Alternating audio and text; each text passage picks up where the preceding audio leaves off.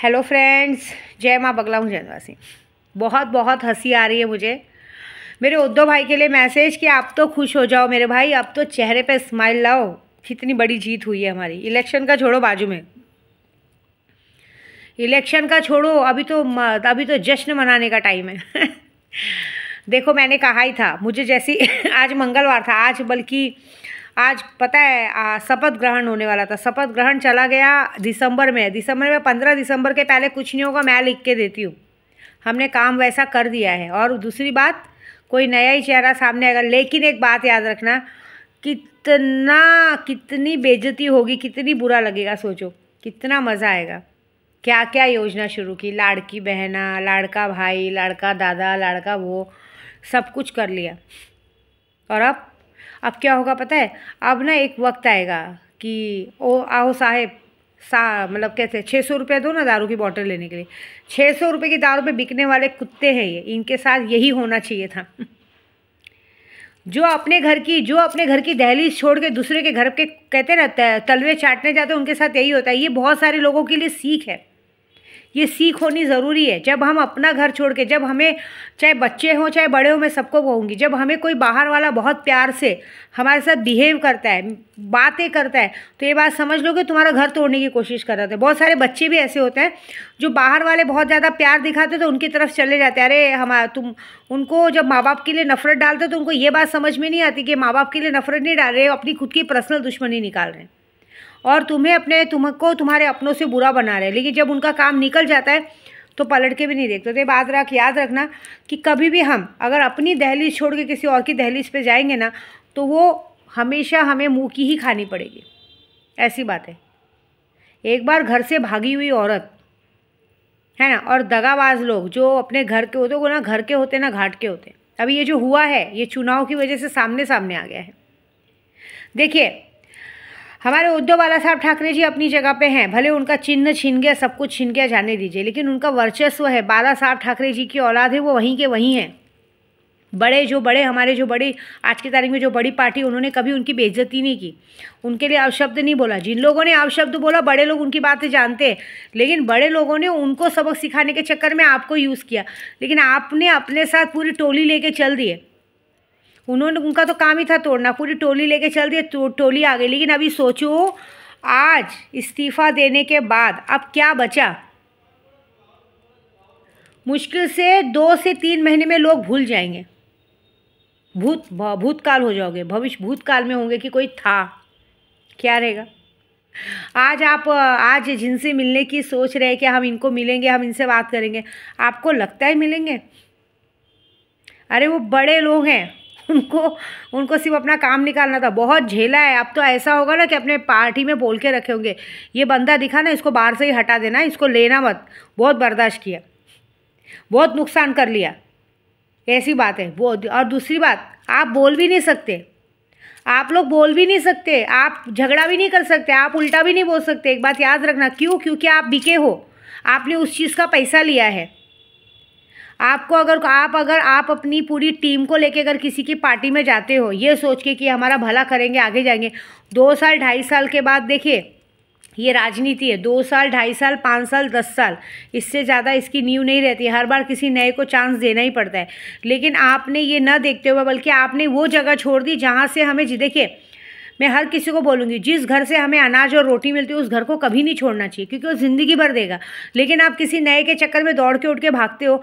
आप ये सोचो कि आपका कितनी बुरी तरीके से यूज़ किया। अब ऐसा हाल हो गया है कि ना आप वहाँ जा सकते हो ना यहाँ आ सकते हो। एक बड़ी पार्टी की वजह से आपको समर्थन और वोट तो मिल गया, लेकिन अब आगे आने वाले समय पे कोई नया चेहरा आएगा, शपथ ग्रहण करेगा, सब कुछ होगा और आपका चेहरा धीरे धीरे गायब हो जाएगा। अब ये था, अब जो नया चेहरा आएगा उसे हर जगह बुलाया जाएगा, उसे हर जगह पे सम्मानित किया जाएगा। आपको कहाँ?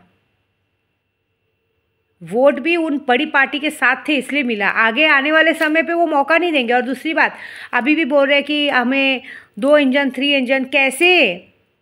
पूरे अन्य को भी कहते हैं ना, पूरे बाकी के अन्य को भी जोड़ोगे ना तो 4-5 लोगों को लेके बनाने की ज़रूरत नहीं है। लोकसभा के चुनाव में आंकड़े कम पड़ गए थे, इसलिए ज़रूरत पड़ी थी। इस वक्त आंकड़े 133 है, 133 और किसी का 57, किसी का 38। अगर 57 और 38 भी लेते हो तो 90 होता है। अगर आप अन्य को भी लेते हो तो 12-13 जन है, 12-13 चीज़ को लेते हो तो भी 110 होता है। फिर भी आप आंकड़े पार नहीं कर पाओगे। यहाँ 133 है तो भी कम से कम 23-24 सीट बच जाएगी। तो जो सब जिसके नंबर सबसे ज़्यादा है वही बनेंगे। उन्हें क्या ज़रूरत है 3 इंजन, 4 इंजन या 5 इंजन की सरकार चलाने का? वो तो ऑलरेडी पहले से ही नहीं चाहते थे। आने वाले समय पे भूल जाया जाएगा ये, और ये बहुत बड़ा सबक है आप लोगों के लिए कि आने वाले समय में आप लोगों को कोई नहीं पहचानेगा। ठीक है, ये मैं इसलिए बोल रही हूँ सामने क्योंकि ये बातें यूट्यूब तक और सारे जगह पे मीडिया तक जाने ज़रूरी है, क्योंकि कितने लोगों ने हमारे उद्धव बाला साहब ठाकरे को छोड़ के ये कहा कि इनके पास भविष्य नहीं है। असली नकली का भेद क्या? अभी असली नकली करके क्या मतलब? चाहे असली हो चाहे नकली हो, सबका सब धरा का धरा रह गया।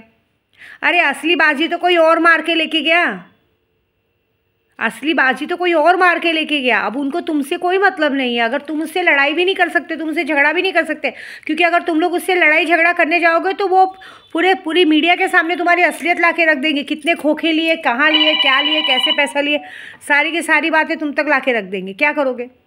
आप लोग ने अपनी इज्जत खुद निकाली है। हर जगह आप लोगों ने पैसे लेके बिके हो। अब आपको जो मिलेगा वो चुपचाप लेके रहना है, क्योंकि अगर आपने उनकी बात भी नहीं मानी तो वो पूरी तरह से आपको हटा देंगे। तो पता चला जो बची कुची इज्जत है वो भी ख़त्म हो जाएगी, कहीं कुछ नहीं रहेगा। अभी आप सोचो ये दो, देखिए वो लोग तो बटे नहीं है, जो बड़ी पार्टी आ जाए है वो लोग नहीं बटे आपस में, है ना, वो एक ही हैं। यहाँ पे लोग बटे हैं। यहाँ पे हमारा राष्ट्रवादी कांग्रेस 2 पार्टी में हो गया, शिवसेना 2 जगह हो गई, बाकी कोई नहीं बटा है। तो उनको उस बात की चिंता नहीं, वो तो सीधा बोलेंगे रहना है तो रहो, रहना है तो रहो, ठीक है, नहीं तो दरवाज़ा खुला है, जा सकते हैं। ऐसी बात है।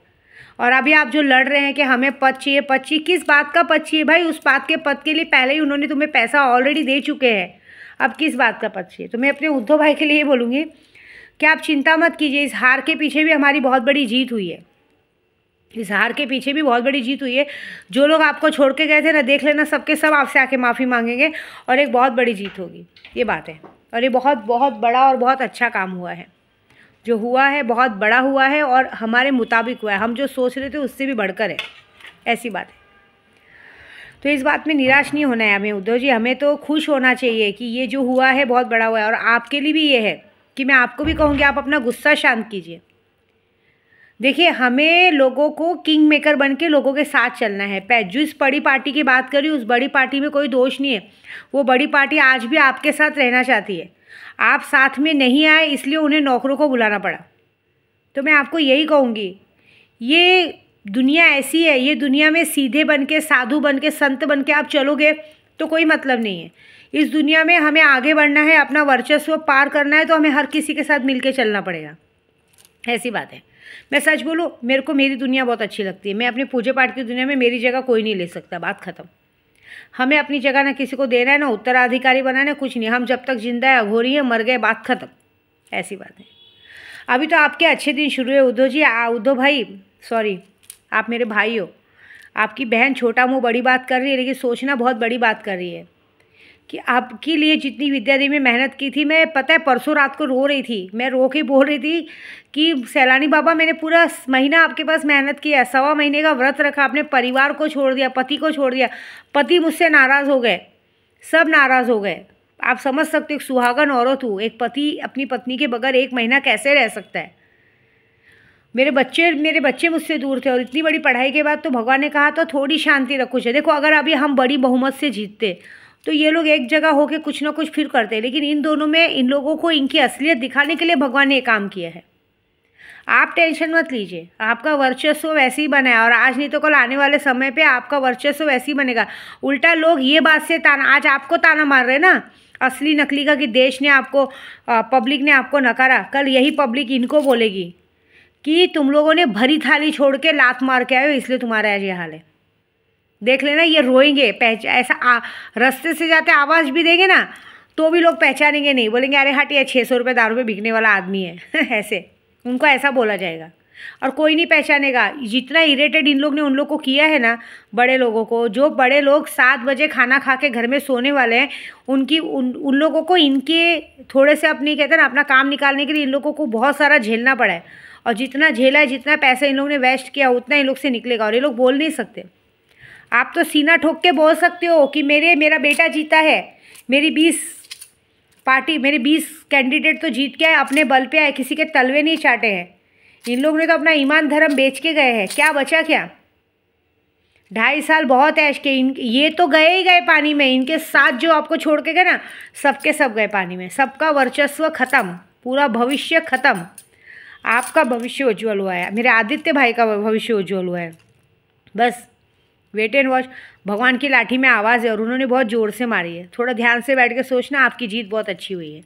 बस इतना चाहूँगी। ठीक है, जय माता दी।